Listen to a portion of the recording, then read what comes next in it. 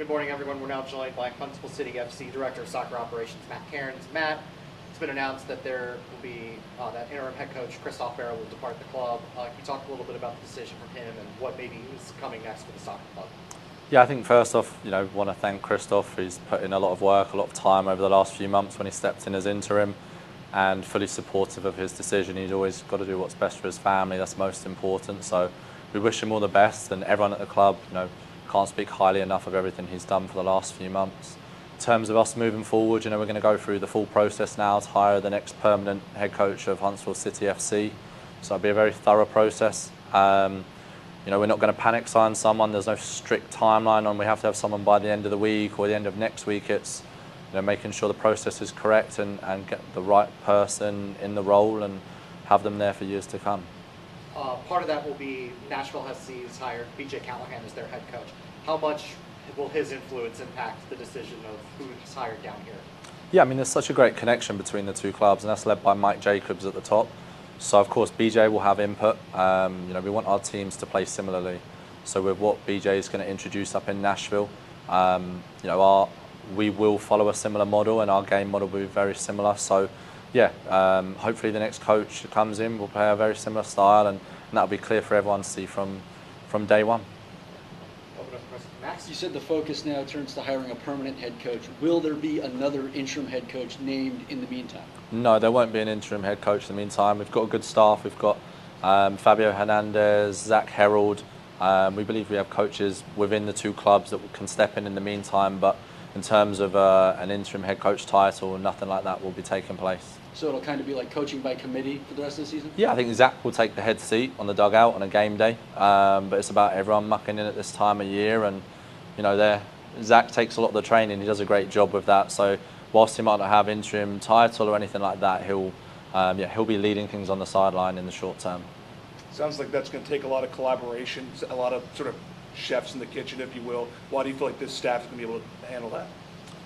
In terms of the training moving forward? In terms of just handling, continuing the operations of the team without having a true head coach. Yeah, we hope to have a head coach within, we're not looking for a 3-month process or anything like that, hopefully within a few weeks, but we just don't want to have a strict timeline and sign the wrong person just because they were available to come to the role this week. So, our coaches know these players inside out. They've worked with them for many months now, and the messaging from the club from the top down with Mike Jacobs to myself is very clear. The players know what's expected on the pitch, so business as usual. I would ask, there's only been 2 guys to lead the club so far in the first 2 seasons, and both of them have had experience playing in Europe. How much is that something you guys are going to look at for criteria when you're hiring the next head coach? No, truthfully, that's just the way it's worked so far with the 2 coaches. I think the biggest thing for us is someone that's going to have huge respect and knowledge of the US game.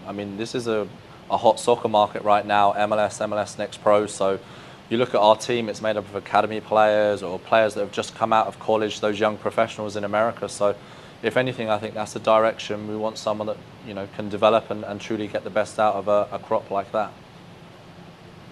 Awesome. Good morning, everyone. We're joined by Huntsville City FC interim head coach Christophe Berra. Christophe, you guys have had a bye week leading into your next match. What have you guys done during that bye week to get yourself ready for the back half of the season? Yeah, we've done a lot of hard work. We reviewed the game against Carolina, and like every week, there's good things and things that need improved, and we kind of always stick to our principles, always trying to move forward and educate the players and towards our game plan for the upcoming game against New England.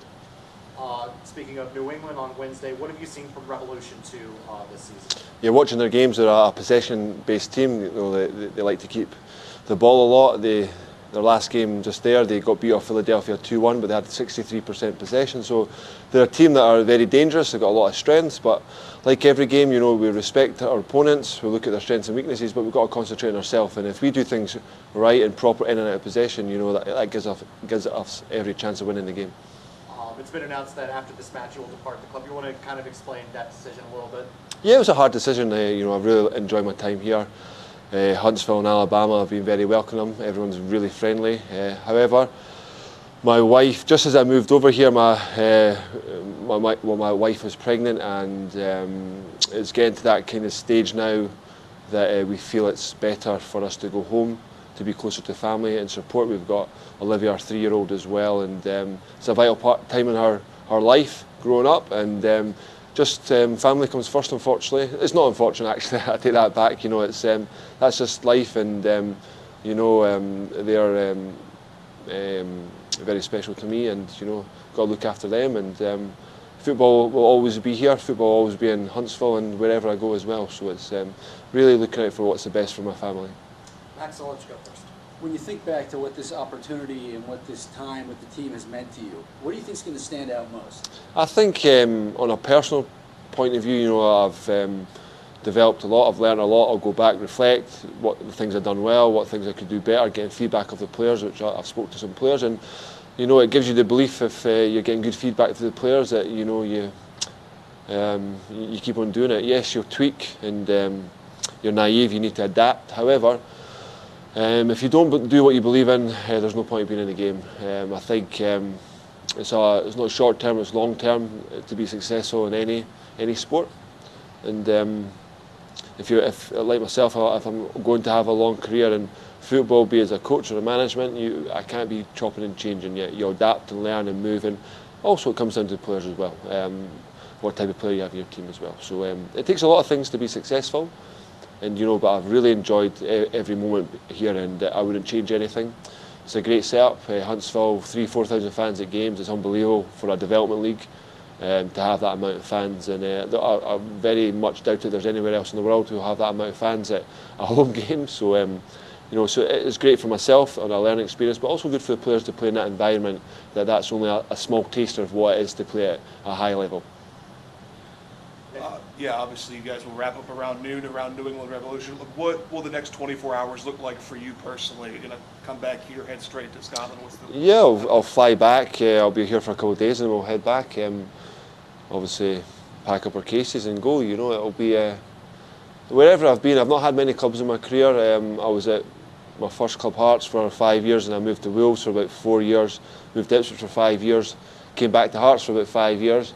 And those moments when you need to say bye to people, it's quite emotional. I might look like I'm got a heart of stone, but I actually do.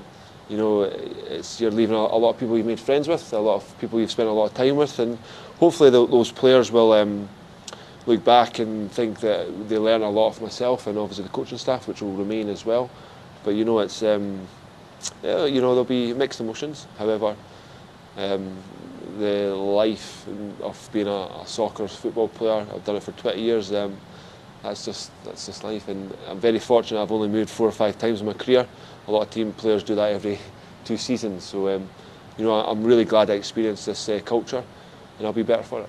Have you known for a while that this could be a mid-season departure for you, or is this a more recent decision? No, I wouldn't say I've known for a while. It was more speaking to my wife. We had obviously when you're going through the pregnancy and then you speak to the doctors and you see them on a regular basis, then it just came to a point where I had to sit down and have a discussion and do what's best for the family.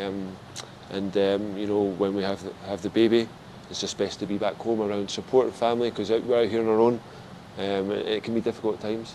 But again, my wife, Carla, has really enjoyed the experience as well and made good friends as well. So it's going to be just as tough for Carla to leave than it is for myself. Last one for me. When you took over for Jack in April, I'm sure you set some goals. What would you say the goals that were achieved were?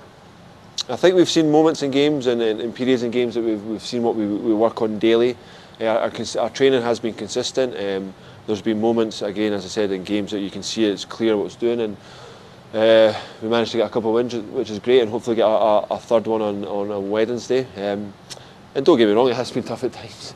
That's normal, but unless you're one of the elite teams in the world, there's going to be ups and downs. And I think I said to coaching staff that looking back in 10 years' time or 1 year's time, I'll look back and it would be a great experience. I would have learned from it, and I'll be a better person for it and a better coach. How difficult was delivering this news to the team? Yes, again, you've been around people for 5-6 months, so you build connections. So yeah, it's difficult, but again, our reasoning was valid. I think everyone, you can just look to the room, they understand. And a lot of those boys in there don't probably have families and kids, but there'll be a moment in their life that they will. And yes, football has been a big part of my career, and it's I'll never regret it. It's made me who I am. But when family comes along and those things, and you've got kids in it, it's a different story.